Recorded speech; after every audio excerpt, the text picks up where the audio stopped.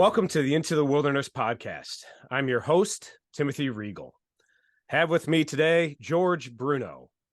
George is an individual and group coach helping people get unstuck in life, love, business, and career. George is the creator of the Listen My Son YouTube channel, where he hosts the DayBreak Show, the Home of Sanity, Clarity, and Reason. He shares regularly on a wide range of issues from masculinity to relationships to, of course, beard and mustache tips, and especially pipe smoking, as he's exempling for us right now. George is kind of you're kind of a jack and a master of all trades. And, I think you used to be a barber and you've done counseling and teaching and radio and TV work. And there's not much that you really haven't done, but most of all, George Bruno, you're the Sultan. And glad to have you on the show. Thanks for coming on. It's good to be here, Timothy. It is. Yeah. Well, before we get started, it's 7:00, so I did decaf, but I got to have my coffee and I got to have your chopsticks, and we stir it using the vortex method. The only true way to optimize the taste of your coffee at the molecular level. There it is, trademark. That's it's so funny how I got known for that, because I get up pretty early in the morning. I get up at 4:00, and it's just when everything's quiet, and that's when I usually do the DayBreak Show. And I remember stirring the coffee with a spoon. This is like years ago, and it just sounds like you're ringing a bell when everyone's sleeping. And so I just pulled out the chopsticks out of I have chop, like when you order Chinese food, you get chopsticks. Yeah, you take out. So I have like a utensil drawer filled with chopstick, Yeah. So I would stir it, and it was, quiet. And someone said to me, "Why do you stir your coffee with chopsticks?" And right off the top of my head, I said, "Well, I'm using the vortex method, because it optimizes the taste of my coffee at the molecular level." And they're like, "Really?" And I didn't say anything. And it became a thing, to the point where this gal wrote me and said, "My husband loves your show, and I want to get him a pair of signed chopsticks. If you could do that, I don't care how much it costs." I'm like, "Just give me your address. I'll be happy." So I literally signed these chopsticks and sent them, and she got back and said, "Oh my God," he was just like ecstatic. Oh, that's awesome. And so it became a thing. So it's like really like me trolling the audience, because people have been writing me now for years saying, "Oh my gosh, I tried the chopsticks, and yes, it really does improve the flavor." And I'm like, okay. So it just became a thing. So like everything gets stirred with chopsticks. People say, they'll say, "Yeah, I went on a date the other night with a woman and used the vortex method," and just all kinds of, it has become like this funny taking on a life of its own in the past 5 years, and it kind of has taken on a life of its own. It's funny. Yeah. Oh, that's great. That's great. I'm glad to hear the story behind it. I never knew. I thought it was a real thing too, honestly. But it's kind of become synonymous with you. But and you do that on your YouTube channel, Listen My Son. Yeah. And I'm curious why you picked the name Listen My Son to describe what you do on your show.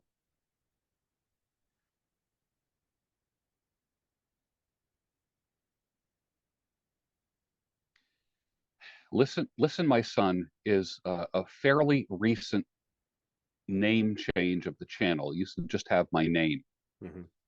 And I have 3 children, 2 boys and a girl, and probably will end up with grandchildren before it's all said and done. My oldest son just got married about a month ago, and I look at it this way: someday I'm not going to be here. So Listen My Son is kind of like a play on on Proverbs, where Solomon is speaking to young men and saying, listen, my son, to what I have to say, seek wisdom, bind it around your neck, let it lead you, let it guide you. And so listen, my son is kind of like a play on Proverbs of an older man with experience teaching younger men how to live life. And that's really what my channel is. It's basically me teaching everything I know about life as it comes up, even talking about my mistakes, the foibles that I've had, and how I recovered. And it's basically a channel that gives hope for people who've really blown it in life, love, career, the whole bit. Mm-hmm. And it has grown, at a moderate pace. It hasn't exploded. It's about 174,000 subscribers over a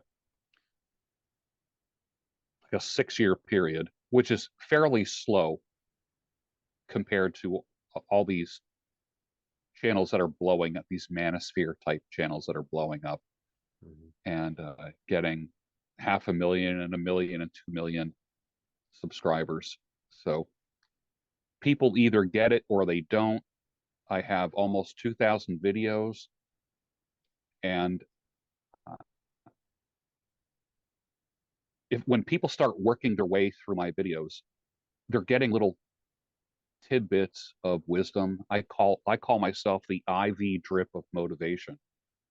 So it's, you have like your Tony Robbins type speakers that are just all about the change your life in 30 days, and a new you, and 90 days to a new you. And my message is always like, well, if you do this, this, and this, by this time next year, you could be different.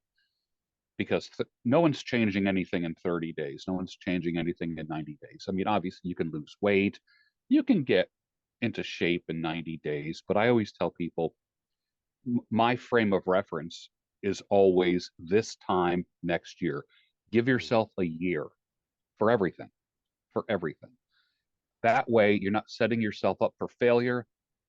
You don't have unrealistic expectations. It may have taken you a decade or two to develop a certain undesirable behavior.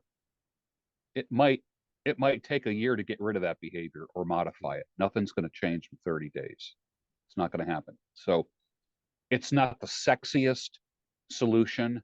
This time next year doesn't sound sexy. It's not as sexy as, in 30 days you can do this or do that, or be a millionaire, make 6 figures in 90 days, and, just buy my course and all this kind of stuff. I am old enough to know that it takes about a good year for a real change to take place in your body, in your lab work, in your mental condition, in your emotional condition.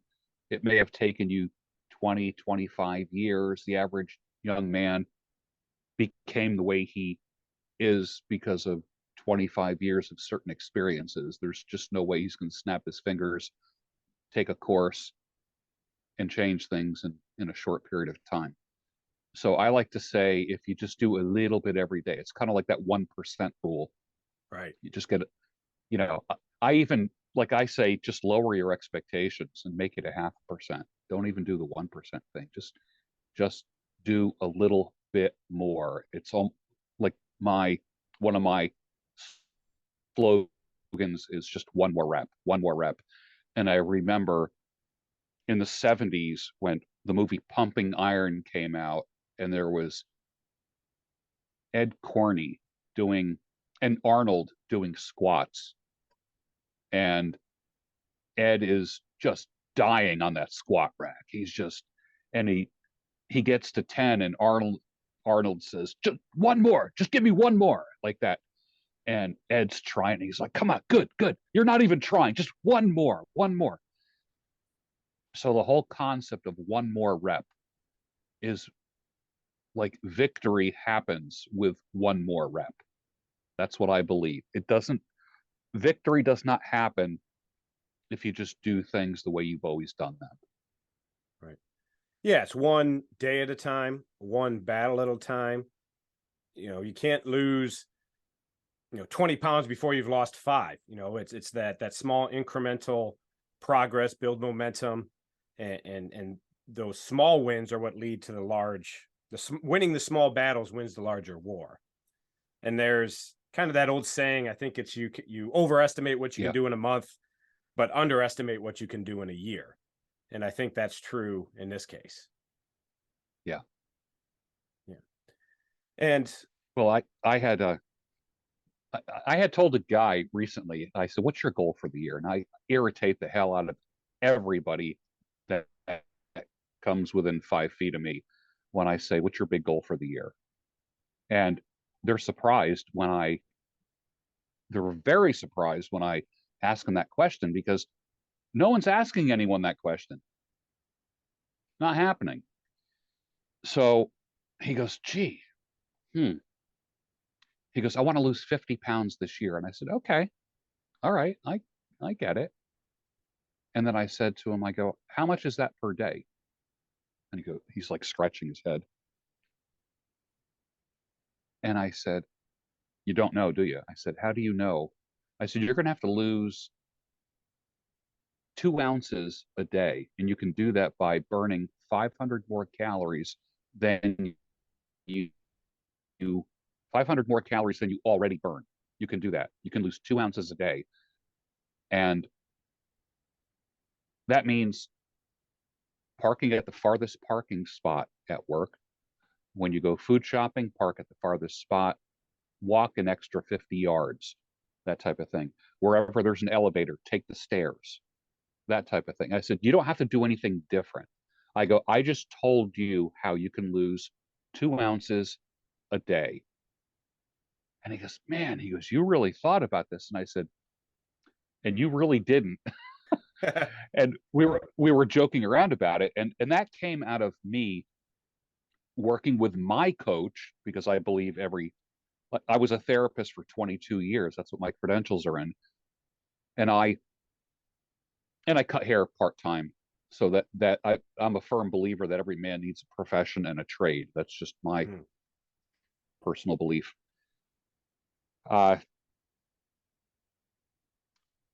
Every therapist needs a therapist.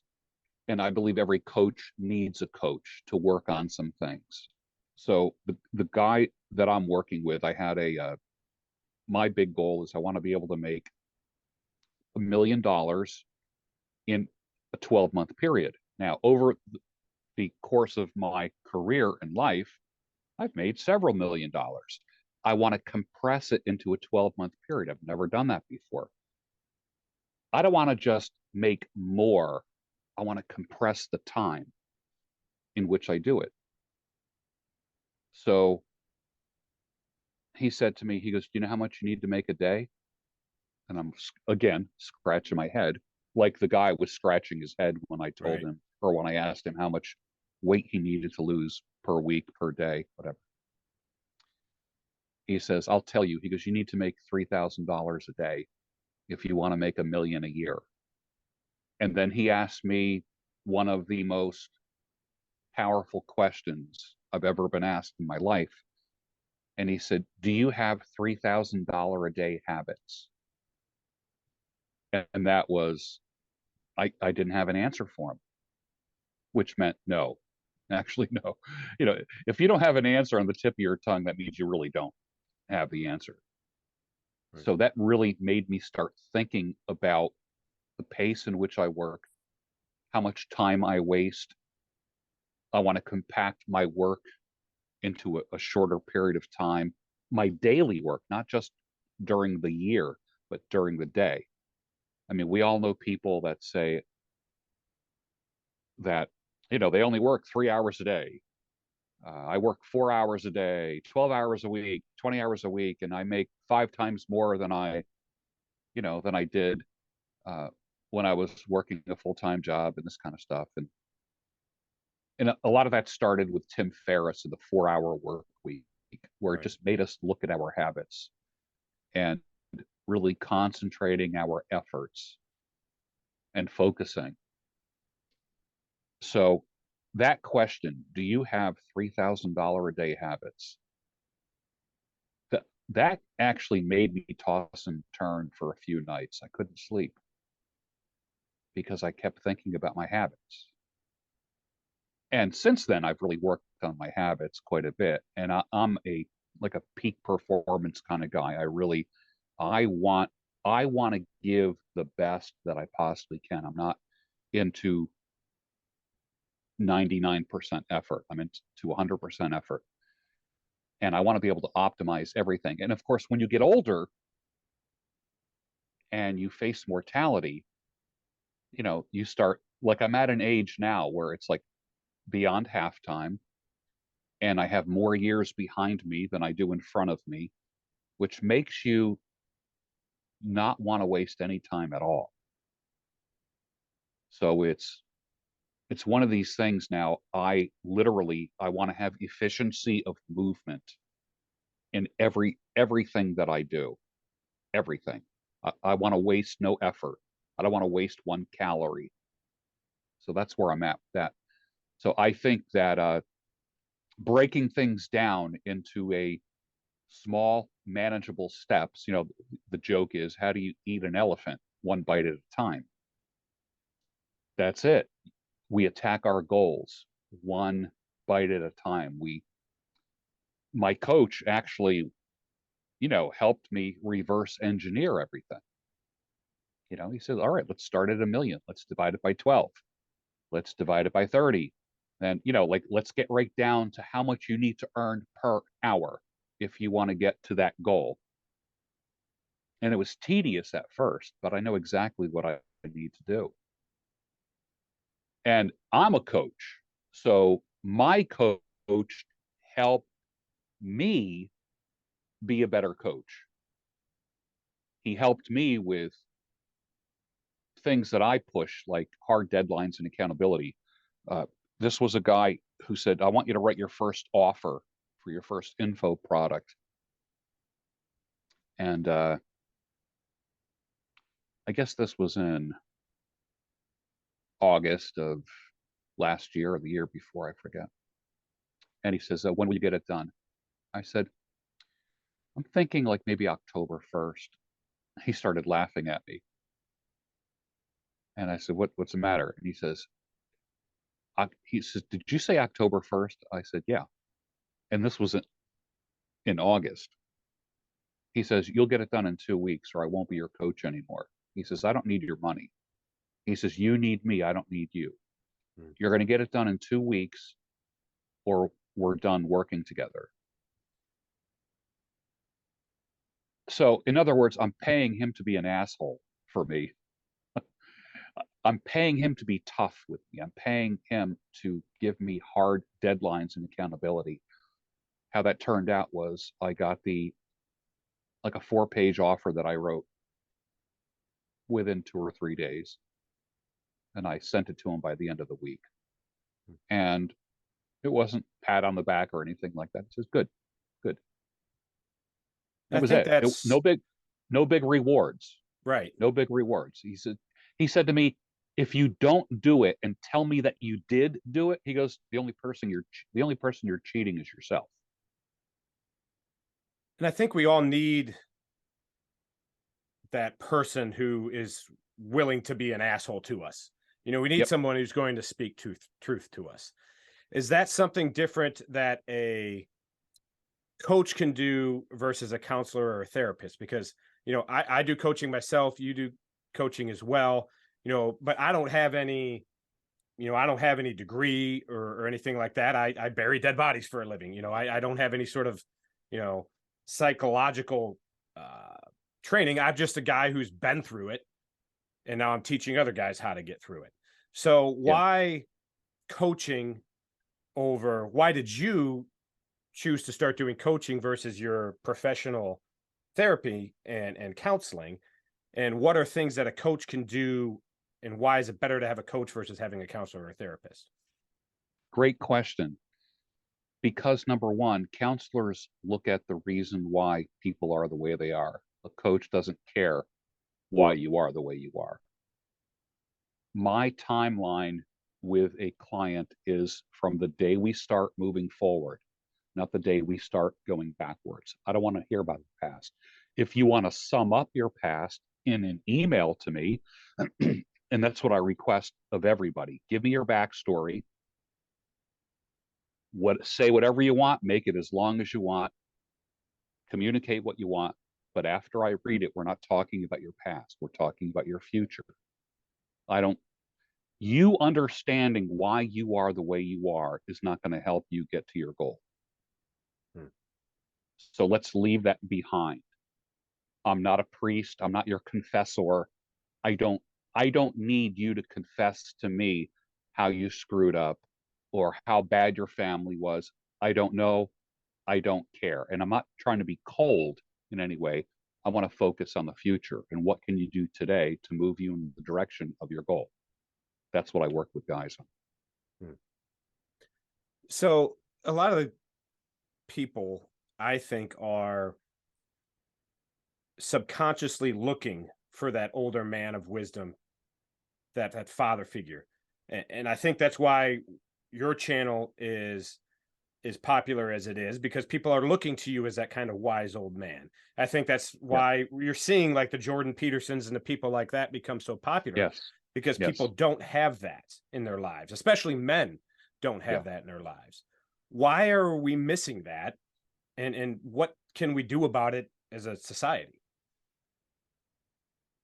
Well, I think there is a fatherless generation, and I never understood, like when I first started the YouTube channel,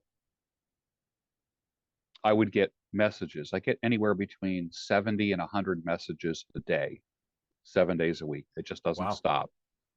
Every single day. They just nonstop. I can't I read everything, but I can't get back to everybody, obviously. Sure. If people want to become a client, I engage them in a different manner. But I get this, you're the father that I never had. And I never understood that whole thing, that father that I never had stuff. I have, now I'm 62 years old. I have 70, 75, 80-year-old men writing me saying, you're the father that I never had. I'm scratching Wow. my head. How interesting is that? So I think what happens is there is a father hunger.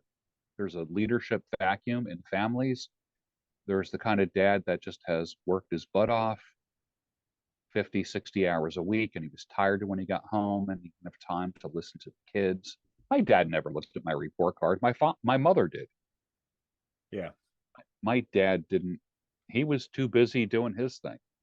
And I think there's a generation of men that are just starting to take interest in their kids.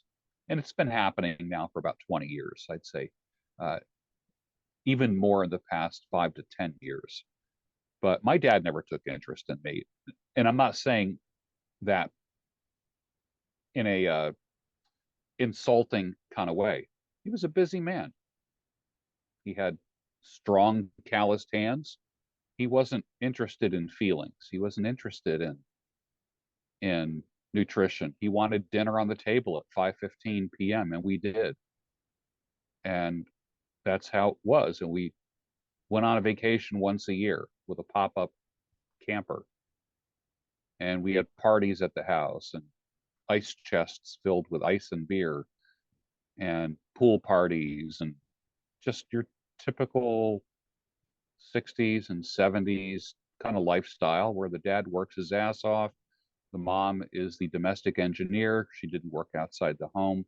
She managed everything from to make sure, like my dad never made sure that I was doing my homework. Never. My mother was, you're not going out until you finish your homework. So I'd sit at the kitchen table, do homework, that kind of thing. So dads were kind of aloof when I was growing up. They weren't as involved as many dads are today. So I think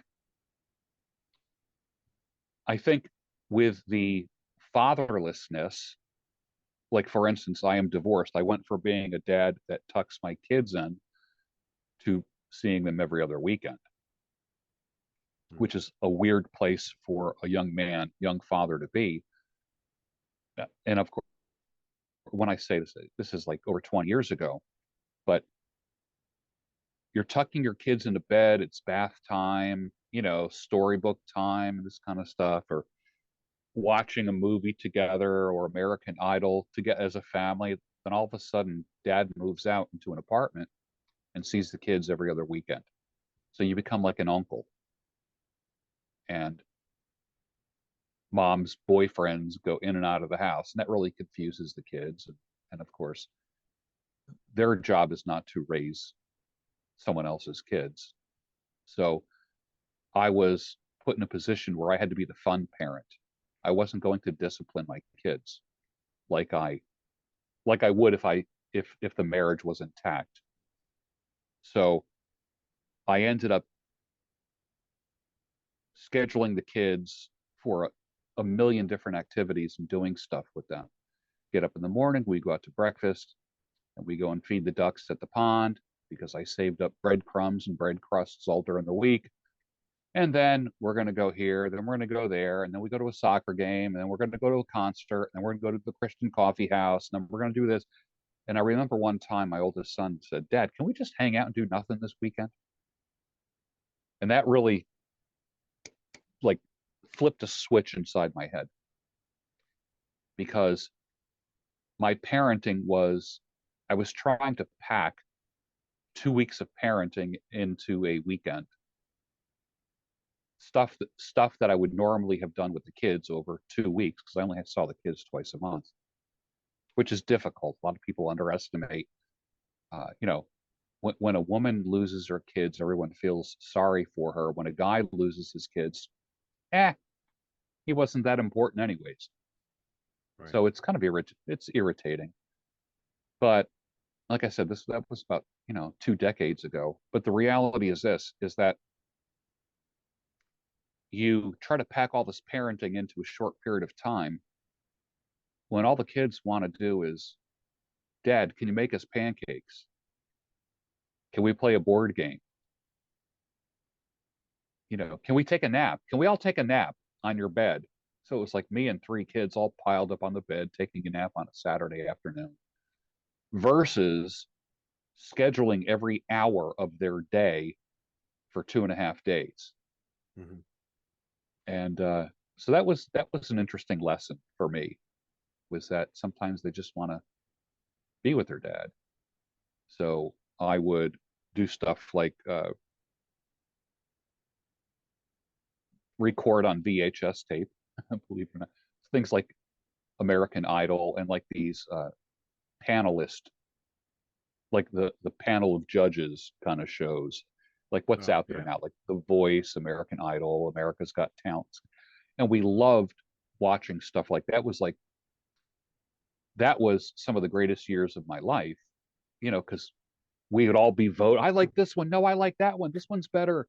And just great family time where everyone's just like piled on the couch and just watching American Idol or something like that. That was always kind of fun.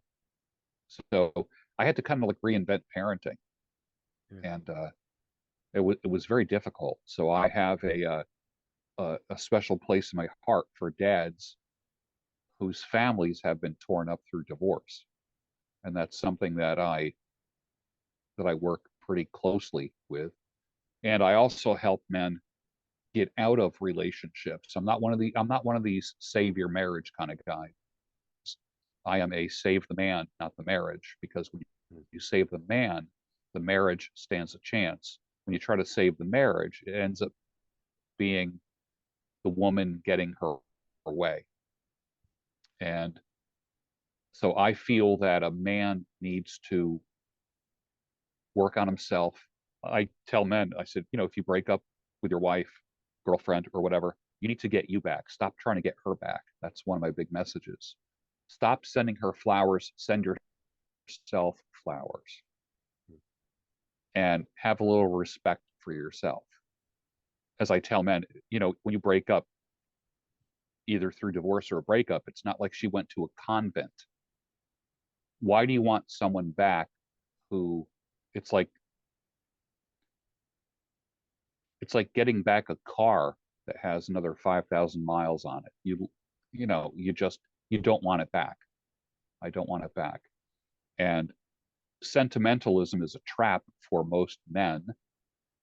And I tell men, keep your feelings out of it. One podcaster who actually did a student film in college on masculinity. I'll try to find it. I'll send you the link. It's actually pretty funny. But he said, "When is it okay for a man to cry?" I said, "No." And he goes, "When is it okay for a man to cry?" And I said, "Birth and death, the birth of your children and the death of somebody, family, friend, that kind of thing. Until then, hold your crap together. Just hold it together and model for your family strength." It started in the 80s, this whole, men have a feminine side stuff. We never Right. heard that stuff before the 80s, this feminine side stuff. You have to nurture the inner feminine. I'm like, get the heck out of here with this nonsense. So part of being a man is delaying your emotions, not denying your emotions. I don't want anyone to be a stone cold prick. But the reality is this: pre-plan your grieving time. You go through divorce. Okay, what are you going to walk around sad for the next year and a half, 2 years? Take 20 minutes, beat your mattress and pillow, cry all you want, and then turn it off. Do the same the next day. If you don't do that, you will have this free floating grief that just exists for years at a time. But pre plan the grief, delay the emotions, learn to not live in your feelings. Feelings and sentimentalism is a trap. And men get stronger when they realize they have power over this. They don't have to be slaves to their emotions, slaves to their feelings. They don't have to give an answer right away. It's okay to say, let me think about that. It's okay to say, can I get back to you on that? It's okay to delay things like that. You don't need to have instant answers for everything. It's one of the areas that I work with guys on. And I love that phrase that you said, save the man, not the marriage. Because Yes. yeah, like you said, so often it's oh, we just gotta, talk about our feelings more, and there's gotta be more in this. And I think a lot of marriages are failing because the men weren't the men they needed to be, and they weren't leading as God called them to lead and as they should be leading. And so when you go back and fix those things in those parts of the man, you save the man first, then the marriage gets healed as a result of that. And I've seen that in so many men. I'm a part of the fraternity of excellence, and you've spoken with us a few times. Yes. I've seen that in so many guys, and guys look at you like you have three heads when you say that, and their marriage is failing. They're like, work on you first. And then all of a sudden they see Yeah. things start changing, and her attitudes start Yeah. changing. You can't change somebody else. You can only change yourself. And I think the men not doing that is why a lot of marriages have failed. In turn, why there isn't the father figures like we've been talking about. And I think that has created this other thing, which is something that you tweeted a few weeks ago that I wanted to ask you about and to expound on a little bit, is this phrase, weak men create masculine women. So can you explain what you meant by that, and maybe how that applies to all these things we've been talking about? Yeah. Yeah. If you put your woman, your wife, your significant other, whatever, I prefer to say wife, but so many guys are shacking up, and the reality is, they got their LTR, their living girlfriend. So I don't want to ignore them, because Right. half the men I know are living with their woman. So I'll just say woman. And when I say woman, that also means wife as well. When you put your wife in a spot where she has to be masculine, where she has to man up, and they will, Women have this amazing ability to kind of pull themselves up by their bootstraps. They will not go down with the ship. But if you put her in a position where she has to kind of man up, she will end up resenting you. So what happens is women start thinking about how weak their man is. And they start looking at other men who appear to have strength. They might not be strong, but they appear to have more strength. And of course, this is where infidelity happens. This is where insults happen. So many of my coaching clients are married to women that just insult the daylights out of them. Just constantly put them down, call them names. Guys, I mean, strong men, big men. I have one client who was sexually abused when he was a young man. Very, very influential in the financial world. Very influential. He's got probably one of the best jobs I've ever heard of in my life. And he was sexually abused when he was a young man, and it just came back to haunt him. And every now and then he would end up like in fetal position, on the bed, just crying. As a married man and as a father, and his wife was just kind of like, okay, it's okay, honey, it's all right, it's all right. She was like just nursing him back to health, whatever. And then one time they got into an argument, and she says, I am not your mother, I am your wife. And he said that right there, he knew his marriage ended at that moment. When a woman is forced to be a man's mother and make him accountable, then that marriage is just about done. Women will, that is what I call the ultimate, that's kind of like I don't know what you want to call it, the death blow to a marriage, when a woman has to act like your mother. Do you have your lunch, honey? Put your scarf on. It's cold out. How come you're not wearing a hat? Right. Like this kind of stuff. Like, make sure you warm your car up before you leave. Be careful. Why are you wearing only shoes? It's raining out. You need to put your boots on. This kind of stuff. When we put our women in that role of mother, of parent, there's instant resentment. The resentment's already there, but that's the death blow to a marriage. So my work with him was to show him what his mistake was. A lot of guys think, well, I'm just honest and open with my wife. We laugh together, we cry together, we pray together. And my first thought is, you cry together? Okay. So what are you, her girlfriend? Like, dude, be the rock. She doesn't want to be the rock, and she will resent you. You got to be the rock in the relationship. Even if you got to fake being the rock, do it. And that is, in the men's community, I don't even want to say manosphere because I hate that word. In the men's community, we talk about maintaining frame in the marriage, and that is done independently of the woman. Independently of the woman, she follows along. Even I remember Zach. I still have my notes when Zach.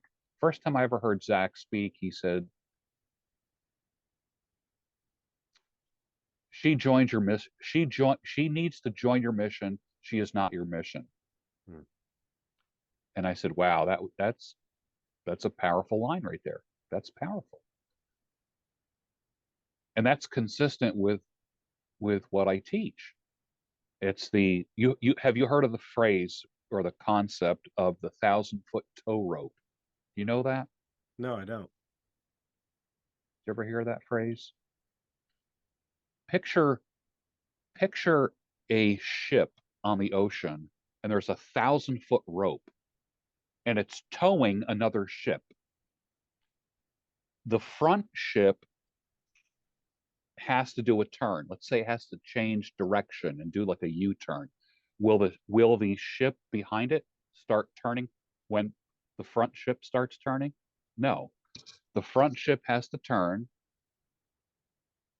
make its way back, and then only until that 1,000-foot tow rope becomes taut, then the second ship will start to turn and follow the first ship, the 1,000-foot tow rope.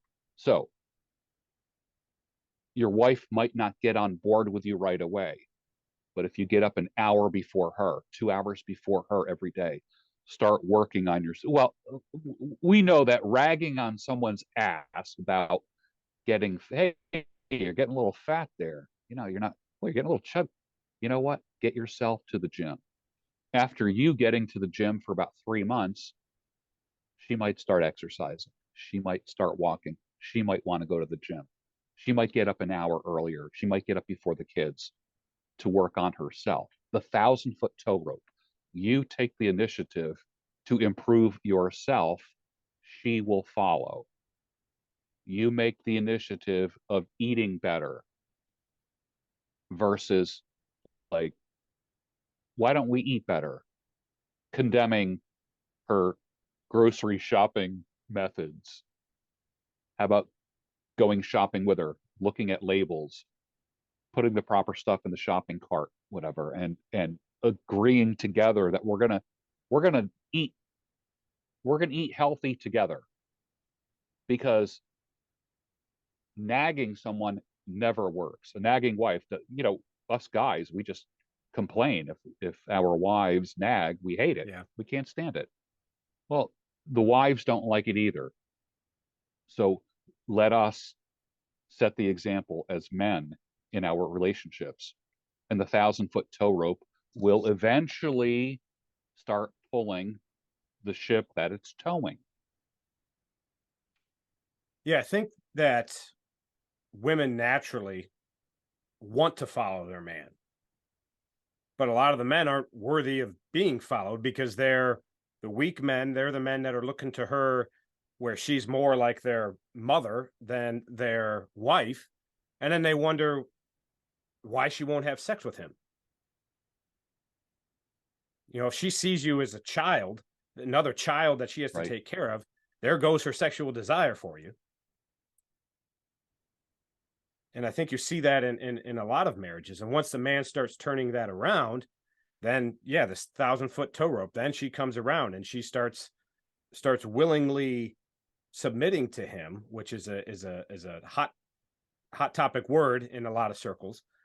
And will follow him when he's being that man, being that leader, and doing that.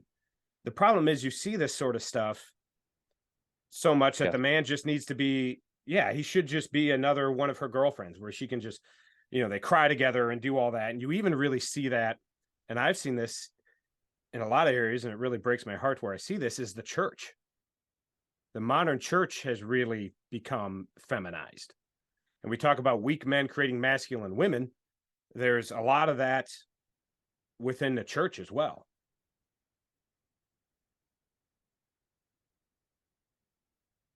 Yeah, happens all the time. It's crazy. Yeah. It's crazy. So when I start seeing whenever women take over leadership roles,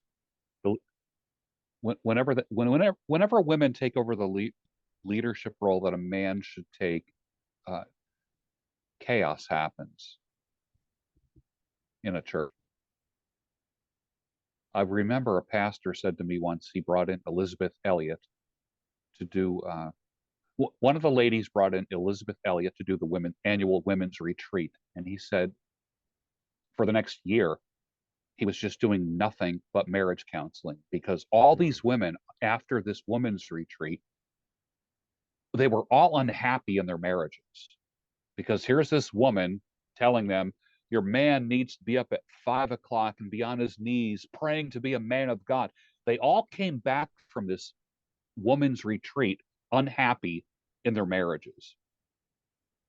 That's why I'm all about, maybe the pastor's wife needs to be doing these women's retreats or something.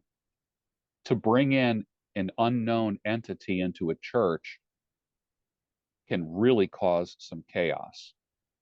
And of course, marriage counseling is one thing that'll wipe a pastor right out. He doesn't want to do that.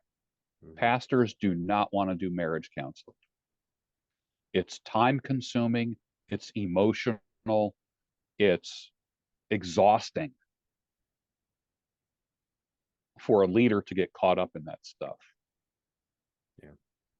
But it happened because every woman who went on this retreat all of a sudden was unhappy in her marriage, because this guest speaker who ran the retreat was just talking about the ideal husband. And of course, there wasn't a man in the church that measured up to that. Yeah. And, I see that in my own life, because there's what you talk about with pastors and pastors' wives. Now, I grew up in a pastor's home. My dad was a pastor, and he led his church. He preached faithfully almost every Sunday for 50 years, and still is actually now in retirement, as much as pastors ever really retire. And my mother was just part of that ministry as he was. They were a team with that. He was obviously the leader in that. But when it came to those family things, a lot of the marital counseling, a lot of the things like that, it was both of them involved with it. They didn't just have some, Beth Moore conference, which she's kind of gone off the deep end now too, come in and do this. It's like they did it together. Yeah. She's way off the deep end. She is. Oh, yeah, that's a road we don't need to go down, but a topic for another day. Yeah. But I think that pastor's wife is a part of that ministry with her husband, but to me, not a pastor herself. And I think there's a defined role there. I believe the Bible says that pastors should just be men, but that doesn't mean that the pastor's wife doesn't have a role to the women in her church, but she's not a leadership role. Right. Yeah. Well, women are in leadership in the sense to other women, as in Titus, where the older women need to teach the younger women. In that sense, they are leaders. And for instance, I don't work with any women. Neither do I. I don't work with women. I have a couple female coaches that I'm friends with that I refer. When a woman writes me and says, I really need help with this or with that, I'm like, great, I got a referral for you. Mm-hmm. And that usually lets me know if they're really serious about changing. Because a lot of times a woman will try to work her way into your good graces, even if they are trying to be a client. And to me, that just spells trouble for a man. Right. It has been the downfall of many a man. So that's why I believe that older women should teach younger women. And I have 2 women that I refer women to on a regular basis that are magnificent. And then as far as the younger guys are concerned, I deal with nothing but men, but I don't deal with all men. For instance, I am not, like when I was a therapist, one of the things I didn't deal with was sexual abuse, because I really don't know about the dynamics of sexual abuse. And I never dealt with eating disorders. That's not one of my specialties. And there's so many therapists who will say, you'll ask them, so what do you deal with? What do you work with? Well, I deal with anxiety, depression, schizophrenia, self-abuse, eating disorders, sexual abuse. I'm like, wait, you do everything?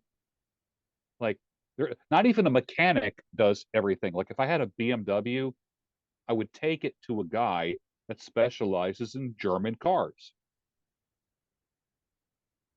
So the idea that I can help everybody with everything, I'm too old and I know better that I can't deal with everything.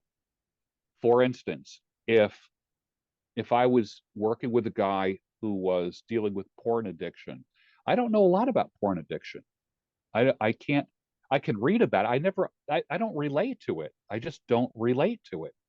Uh, in my 62 years, I might have watched maybe. I was telling someone this today. Maybe 15 to 20 pornos in 62 years.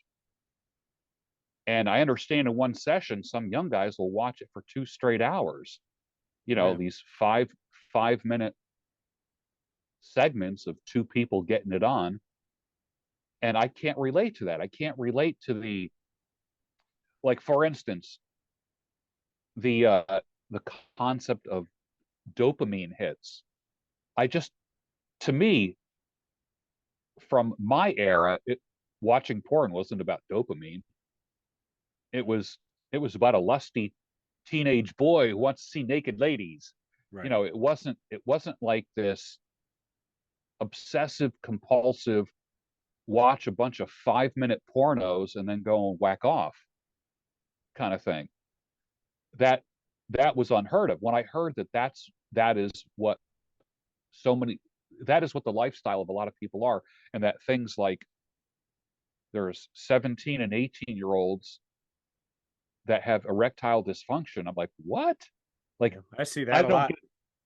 Yeah. So if someone says to me that they have porn addiction, I refer out. I'm the referral king. Sexual abuse, that goes out. Eating disorders, that goes out. Porn addiction, that goes out. Any women coming to me, they get referred out. So as a coach, I have to know what my strengths are and play to my strengths. I'm not going to wing it with someone's life. I'm not going to just, let's just. What I don't want to do is like play darts in the dark and work with a guy and hope that I hit the target, hope that I hit the bullseye, hope that I can help them. I want to know it when someone says to me, I'm dealing with this, this, and this. Do you think you can help me? Yes, I can, because I know what my strengths are. If it's any of those other areas, those fringy areas that I can't work with, they get referred out.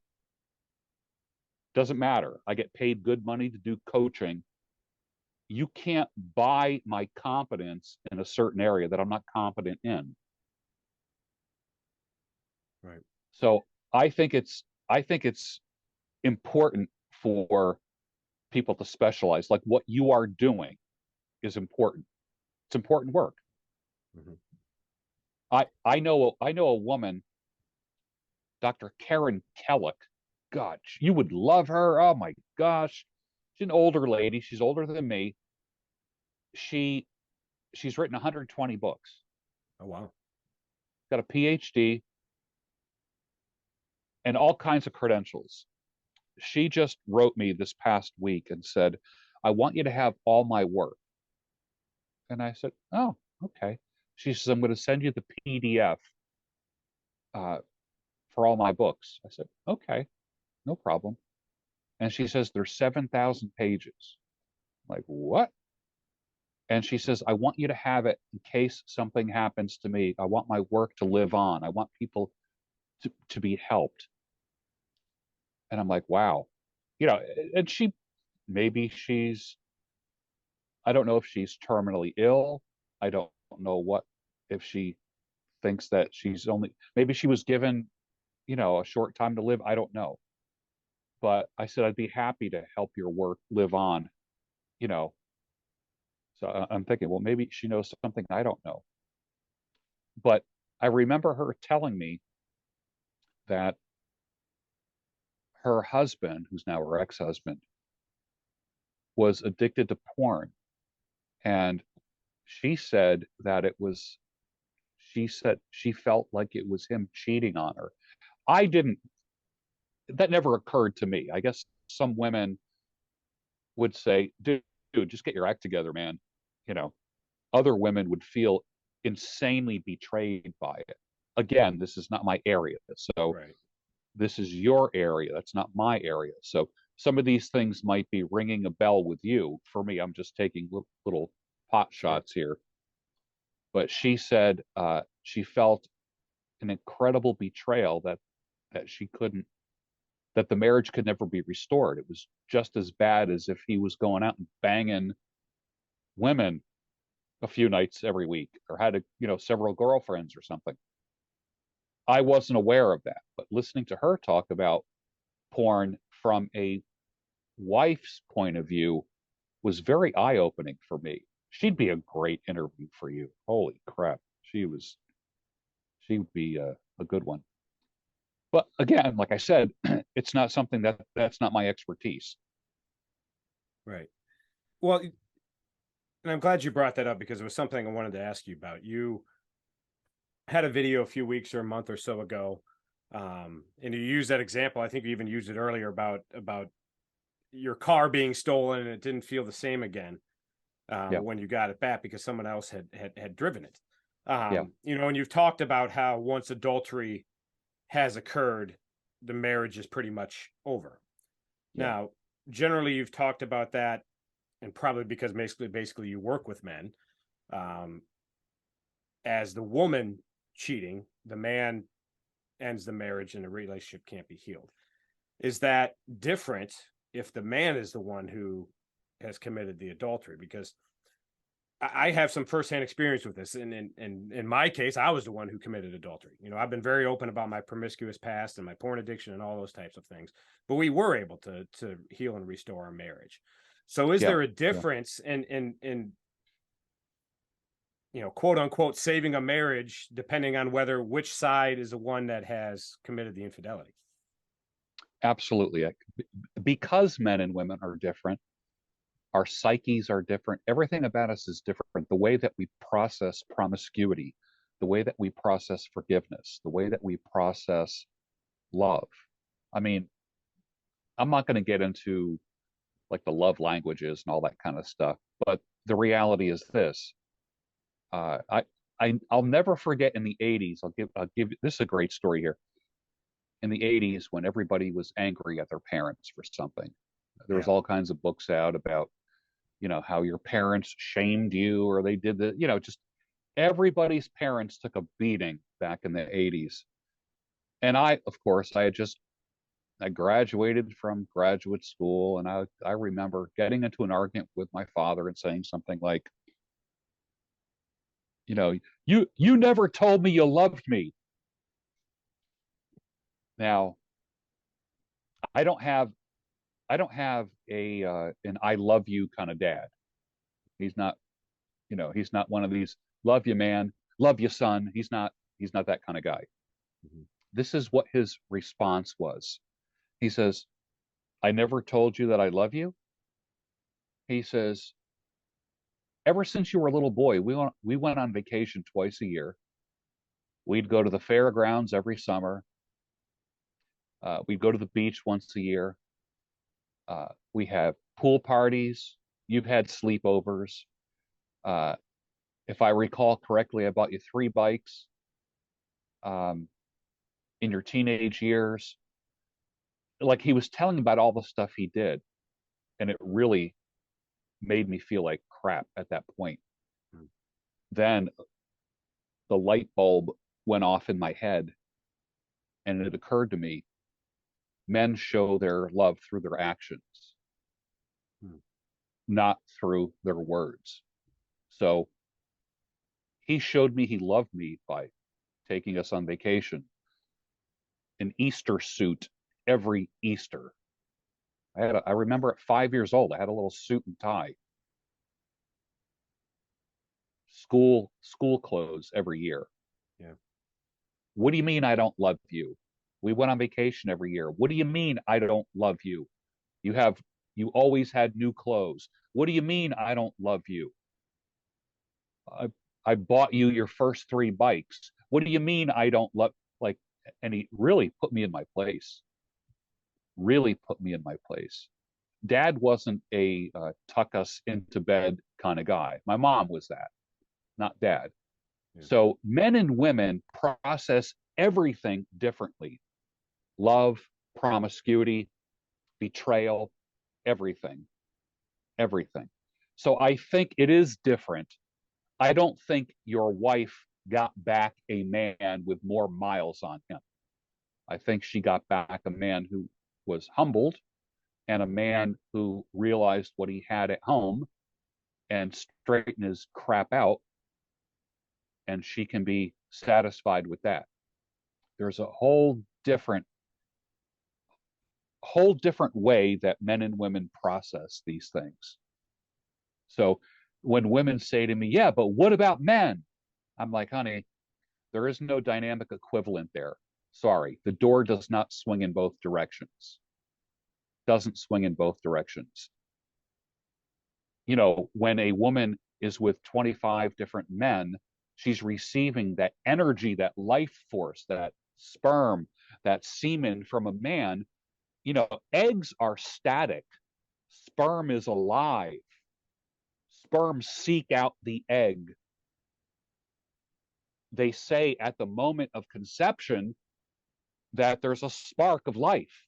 It just, like, literally, when they've watched sperm fertilize an egg, literally there's a spark. There's energy that happens.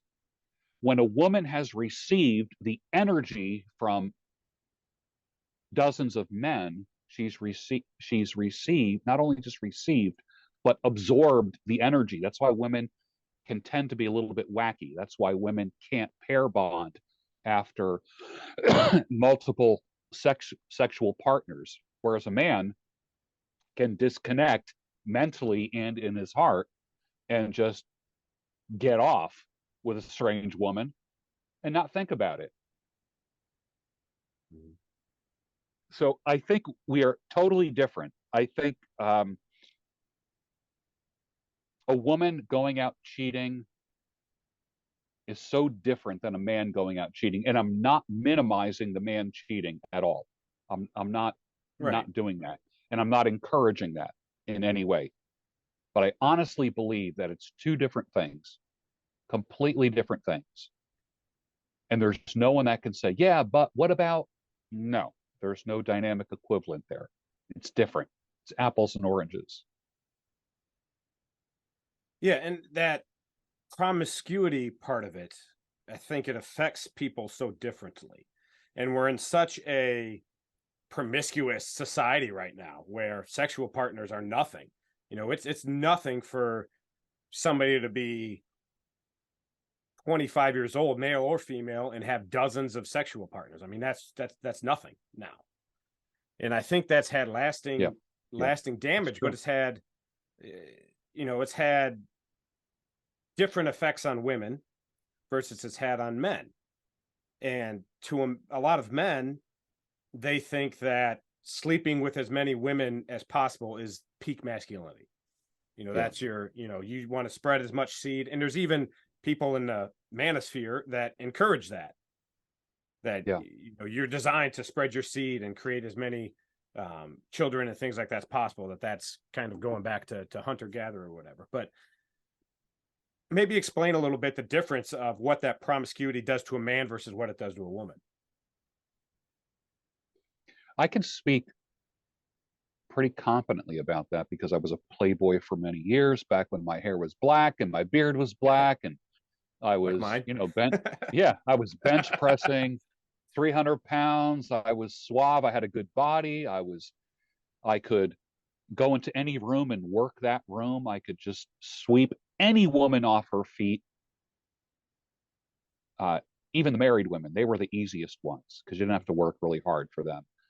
And that was one of my favorites.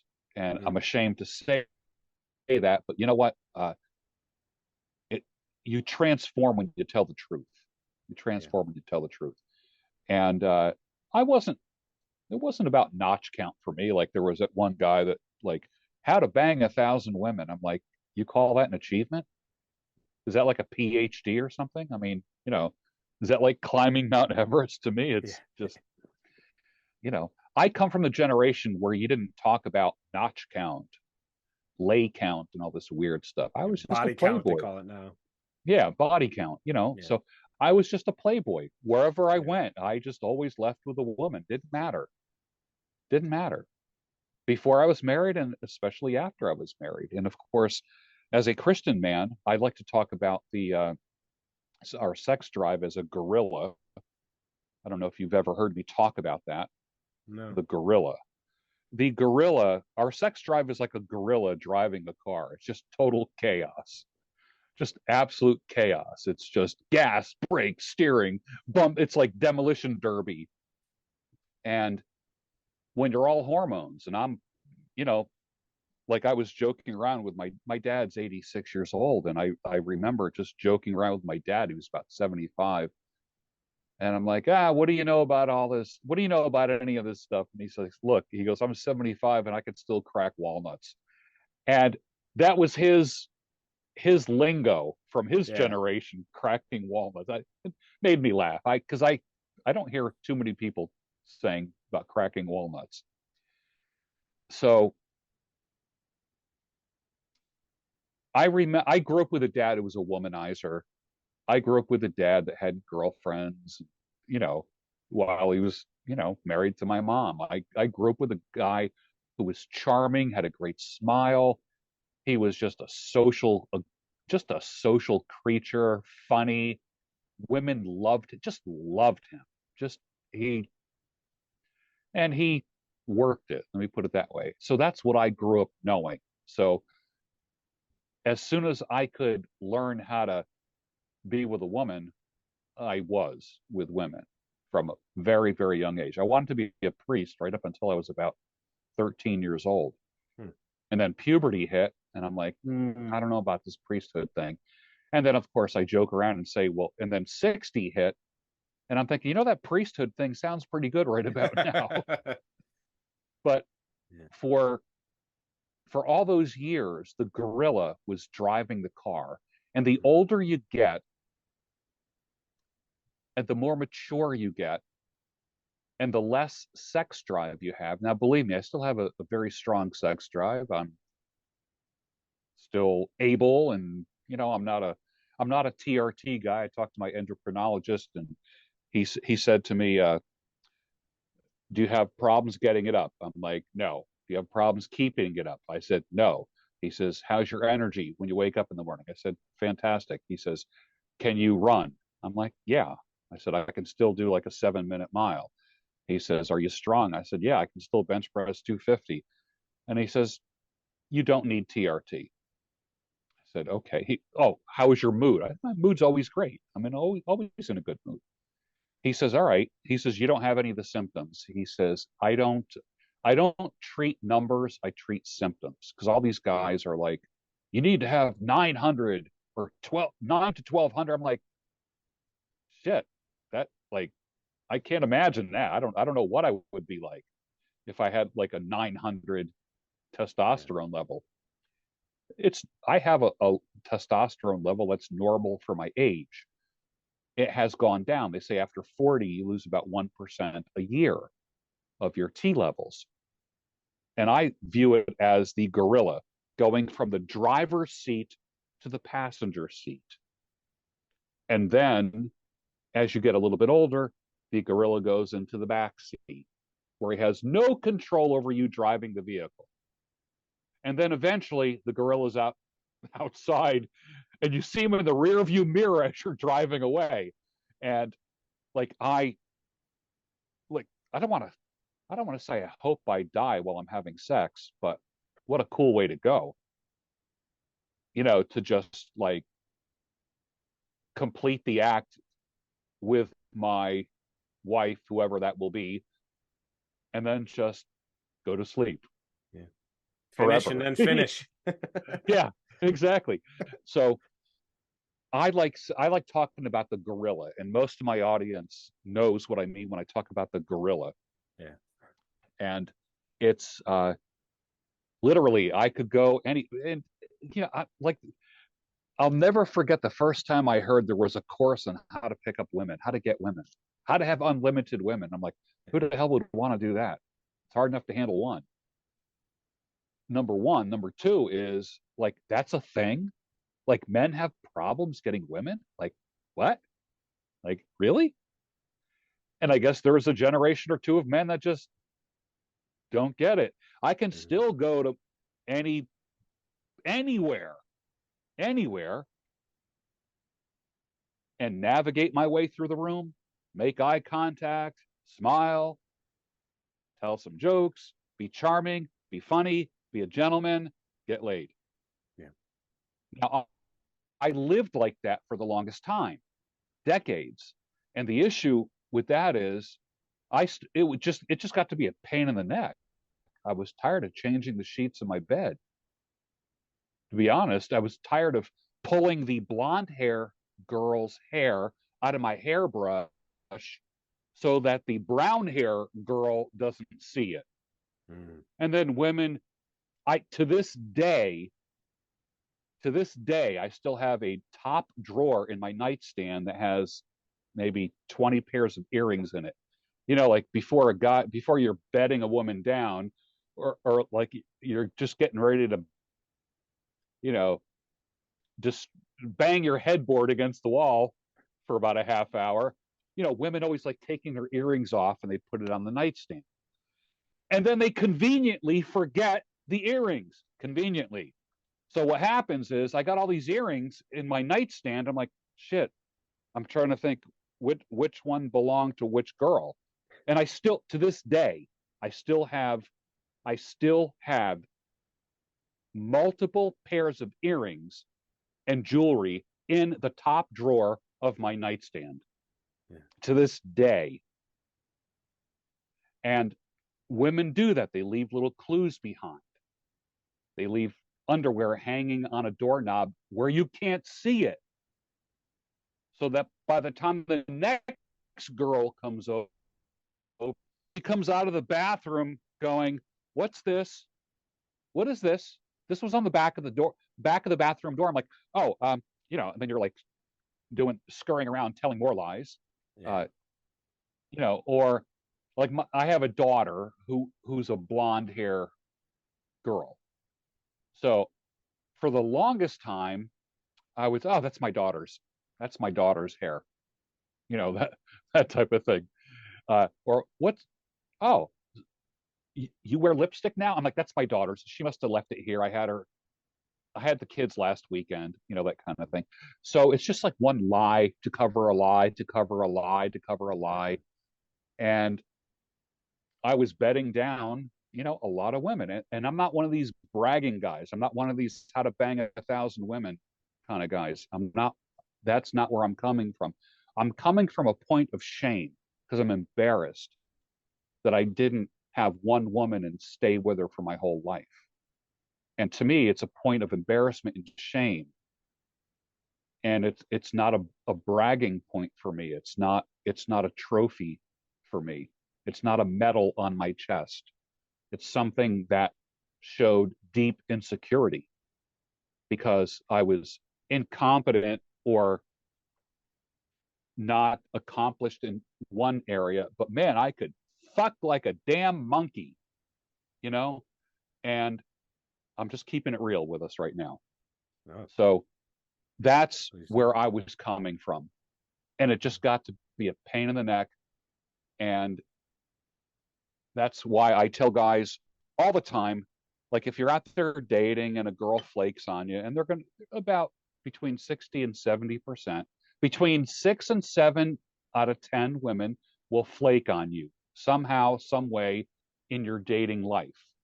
And that doesn't change as you get older. That doesn't change at all. So the problem is this, is that a chick flakes on you for Friday night. I can't make it. My brother's coming into town, which really means that she just got a better offer. Mm-hmm. And so what was I doing? Swiping for love. And I stopped doing that many years ago And I thought to myself, because there was the whole theory of spinning plates. You got to have multiple women. Right. Otherwise, you'll get one-itis and you get obsessed and all this nonsense, which there is some truth to that. And I would say it's okay to spin plates it's okay to spin plates as long as you are one of those plates. So if a chick flakes on you, it's like, woohoo, all right, I get to stay home tonight, read a book, have a cigar, make a cocktail, get a good night's sleep, able to get up early the next day, not have to do the walk of shame out of some woman's house or apartment the next day. It's like, I'm a plate. I'm a plate. I care about me. I care about me. So, Roosh, who I don't know if you know who Roosh is, Roosh wrote probably in 2012, wrote an essay called I Pray She Flakes, because he was so sexually addicted that it just got to the point where they all look the same. They all look the same. And he was like, wait a minute, I'm just like dating women because it's a habit now. It's not even an addiction, it's just a habit. And I don't want to go through all that bullshit of having to like make my bed or, spend ridiculous amounts of money trying to impress a woman. He would say, I hope she flakes on me so I can just hang out, watch Netflix, hang out and do nothing and enjoy myself and get a good night's sleep. That's exactly how I feel. Make sure that you are valued and that you're not just expending yourself. You're not just a sperm donor in some woman's life. You're not just a pleasure creator in a woman's life. And I don't believe women are victims either. Women are willing accomplices in all of this stuff as well. And I literally love spending time by myself. Love it.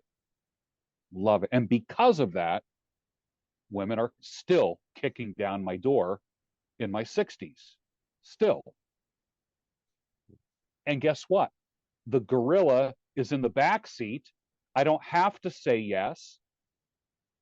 I'm not compelled to have a woman come into my house and put her hair in my hairbrush and her panties on the back of the bathroom door and leave earrings on the nightstand. That stuff hasn't happened in years now. And man, it feels good. And I wish I had this control in my life when I was a younger man. Some people say about like when it comes to porn addiction, I don't understand porn addiction, but I understand what sex addiction is like because I didn't need porn. I had breasts in front of me whenever I wanted them. I could have a girl come over and get on her back anytime I wanted. It's not an issue. I never had to work for it ever. If you are a relatively good looking guy, charming, funny, social, they just line up for you. Yeah. But don't feel special. That's the deception that us guys get. It's very deceptive. We think it's because we're so special. The reality is, if she's coming to my house and getting on her back for me that easy, she could easily be doing that with someone else. So what makes me think I'm so special and so charming and such a Don Juan? It's no big deal to land a prostitute. And I'm not calling women prostitutes, but the reality is this. It's not a big feat to get a woman into bed. It's nothing to high five anyone about, because I know there's a guy, Alpha Male Strategies, on YouTube. He's funny. He makes me laugh. He says, I never kiss a woman on a first date because you never know where that mouth was earlier in the day. I mean, that's funny as heck. That is funny as heck. He says, if I meet her in the morning for breakfast, that's a different story. He says, but if I meet up he says, because you never know. He goes, women will go on 3 dates in one day, and you might be the third one. And I'm like, gee, he's got a point there. I think there's a parallel to be drawn to what we talked about earlier about save the marriage, save the man, save the marriage, sorry. And with what you just mentioned as the man being one of the plates being spun, in that it's focusing on you first, and you have to be okay with you first. And that becomes attractive to a woman. And then that makes, when you do have a lasting relationship or a marriage, makes that much stronger when you focused on you first and fix the man. Whether you're single or married, I think there's a parallel there. There's a popular phrase amongst certain communities of men, and I embody this. Honey, I love you. I love you, but I love me just a little bit more. And the gal right now that I think I'm going to end up marrying, when it comes right down to it, I have a woman in my life that I think she's going to be my wife. She loves that about me. She loves the fact that I'm not throwing myself down on the train tracks for her. She loves the fact that I love myself, not in a selfish, cocky, weird, arrogant, self-centered kind of way, but I give a shit about myself. She loves that. She likes a man. I've said this for years. A woman doesn't care how much you go to the gym. She cares that you go to the gym. A woman doesn't care how much you bench press. She just loves the fact that you're lifting, taking care of yourself. Women love a man that takes care of themselves. Women of the streets, the kind of women we don't want are the ones that want men to sacrifice for them and lay their lives down and be like the Las Vegas shooting incident where at the country music concert, men were throwing themselves over their women and sacrificing their lives. And some women will say, "Oh, that is so romantic." I'm like, "Fuck that, I'm running, man. What are you kidding me? When I hear gunshots, I'm out of here. Honey, you come with me, or or not. But I ain't covering you with my body. Sorry, that ain't happening." They wouldn't be doing that in Philly. Yeah, exactly. Exactly. That's not going to happen. Exactly. But yeah, and this is a great segue. It's a weird transition, but it's a great segue because I could talk to you about these things for hours and hours and hours. But it'd be a shame if I didn't have you on my podcast, if I had you on my podcast and didn't talk about beards. So yeah. You say, women love a man that takes care of himself. Yeah. And there's multiple levels to that. Obviously, a man that cares for himself physically and that cares for his own health and well-being, and that he's a good leader and a good man and a good provider and all those things. But that also comes down to grooming and caring for himself in that way too. Yep. And a lot of people think that is vain. And I get that a lot, because I always have my hair put together very nice. I have I think a pretty darn good beard. It's been bigger. I keep it shorter than I used to, but people see that as a bad thing, as vanity, as that you're stuck up or full of yourself. But I don't believe that it is. I believe that it shows that I care about myself, and that if I maintain and care for my grooming, and that I'm well put together and present myself in that certain way, that I care about other things as well. So, most men don't. Most men see that as, honestly, they see that as being gay. The whole metrosexual thing from years ago, the queer eye for the straight guy. Yeah. If you cared about your hair, your beard, you were instantly gay. And right. I think that's what's happened is now men, they don't, they think real men. A common friend of ours from Twitter and other thing, Tanner Guzzi, has that saying, real men don't care how they look. That's what people say, but real men do care how they look. So why is that important? Why is it so important for men to take care of themselves in the grooming, hair, beard, that sort of sphere as well? Yeah, I think because we're a visual culture, number one. Beards are natural. women say, I can do anything a man can do. I'm like, really? Can you grow a beard? Can you grow a beard? Of course not. Uh, I've had facial hair since I was 15 years old when it was patchy fuzz. Mhm. And I thought my shit didn't stink because I was the first one in like eighth grade to have like just barely a little mustache kind of thing going on. And at different stages of beard growth, I attracted different women.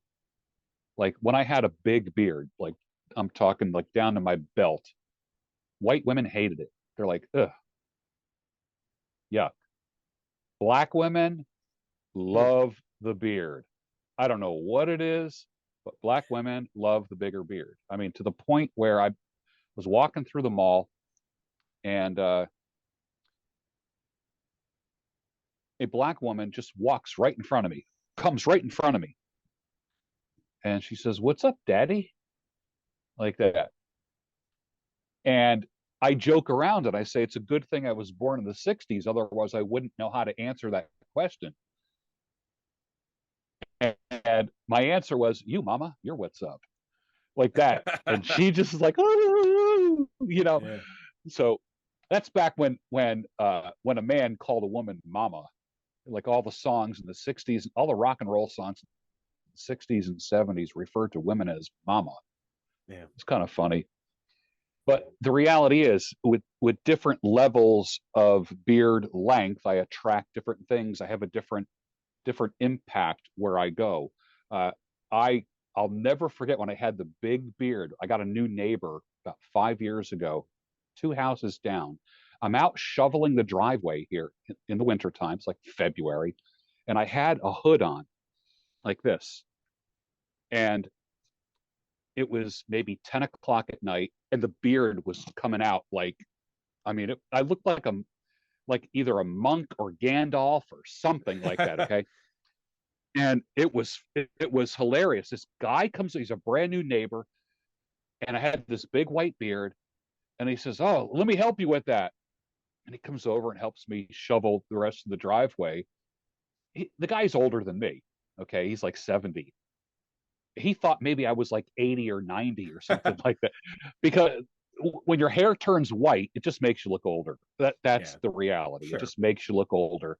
When I grew the beard, people open up doors for me.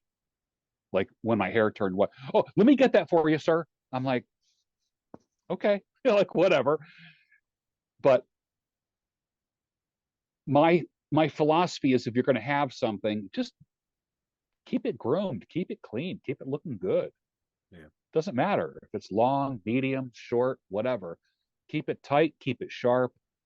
There's nothing gay or metro about it. It's uh, I I like to say that I've been known to tell women, look for a man with a beard, because, and they would say, why? And I go, because when you see a guy that's got a big beard, there's a man who's got patience. He didn't grow that overnight. It took a lot of Right. patience. And between day number one and what he's at now, he probably wanted to shave that damn thing off 10 times. But he just, said, okay, I'm just going to put the razor down. I'm not going to, you know, that's a patient man who's got a beard. When I see a man who's got a good beard, I think there's a man who's detail oriented. Uh, I had a client once, because I cut hair part time, and I had a client who was the president of a bank, and he had a pretty big beard, and I kept his hair trimmed nice, his beard shaped perfectly, and we had a talk, and he said, uh, I always doubted if I should have a beard while being a bank manager, because usually you think of people in the finance world and bankers as Right. being clean cut and such. And I said, think about this. I go, you are impeccably groomed. You're a detail oriented man. When people see you, they're automatically going to think he's going to be detail oriented with my money, with my Hmm. investments, with my funds, that type of thing. How you treat yourself is how you're going to treat everything in your life, when you care for yourself, that communicates the message that you're detail oriented, that communicates the message that you care about things. You're not just a slob. You're not just rolling the dice and letting the hair grow and go all over the place. Right. So we use beard oil, we use beard balm, we have 20 different pairs of clippers and mirrors and different things to keep ourselves well groomed. And it's harder when your hair turns white, I'll tell you that. I mean, when you're eating ribs or hot wings or something like that, believe it's a wreck. It's an absolute wreck. I'm starting to get some grays in here. You can't really see it on here, but they're coming. I'll catch up here eventually. Yeah. and what happens is you just end up everything you eat can be seen on a white beard.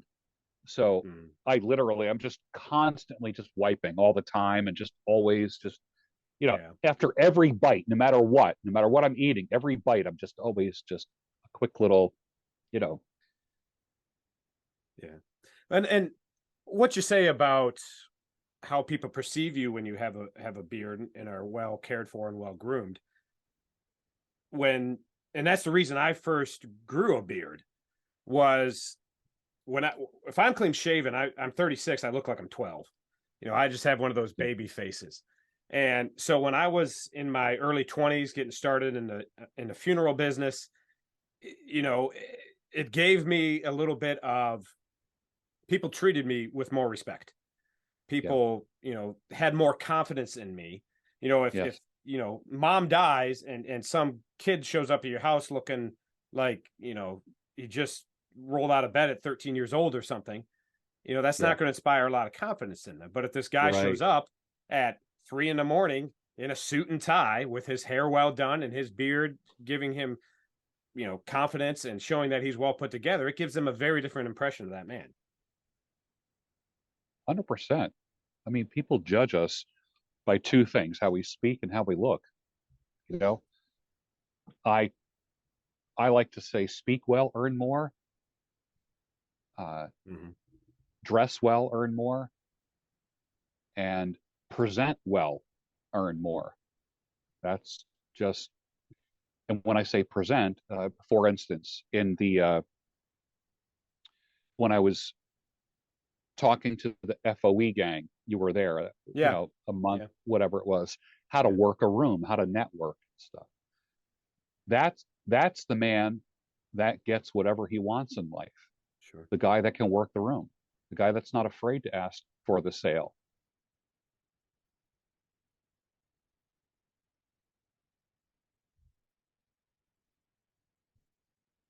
When you are the guy with the beard, wherever I go, I was, when I had a bigger beard, I used to wear like a bow tie and a vest.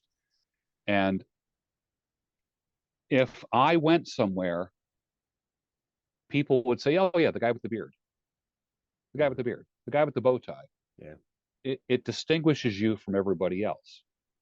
So it was a marketing thing for me. And of course, being in the hair industry, I'm one of these guys that says, if you're going to do something, just go to the top. Just be the best, whatever you do. I went in the hair industry. My mother and father both cut hair. I grew up in that world. I know it like the back of my hand. My dad was a full-time barber and then became an engineer. Hence, we have a profession and a trade. It's what I have, profession and a trade. And I thought, if I'm going to do anything in the hair industry, I am going to be the best. And everyone's going to know me. And people are going to travel all over the country and from all over the world to come sit in my chair. And that's what I accomplished. People know me wherever I go. It doesn't matter where I go in the world. It doesn't matter where I could be on some alley in the Caribbean and someone's going to say, "Bruno."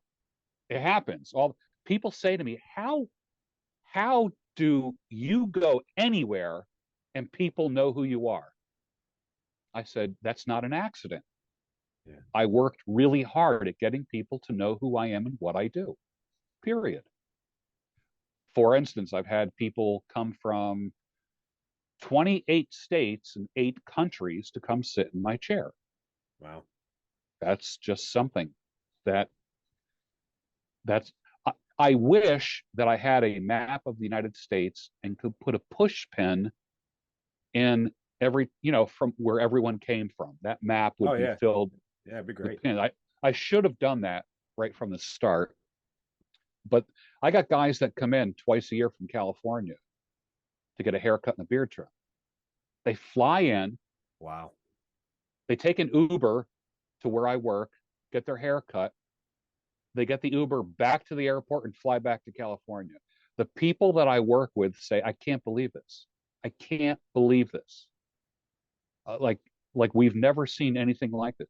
It's not an accident. I worked my ass off getting to that point where I don't even have to introduce myself. They say hustle and grind where you no longer have to introduce yourself. Right. Where you Man just who needs no introduction. that, and I think that's what every man needs to do.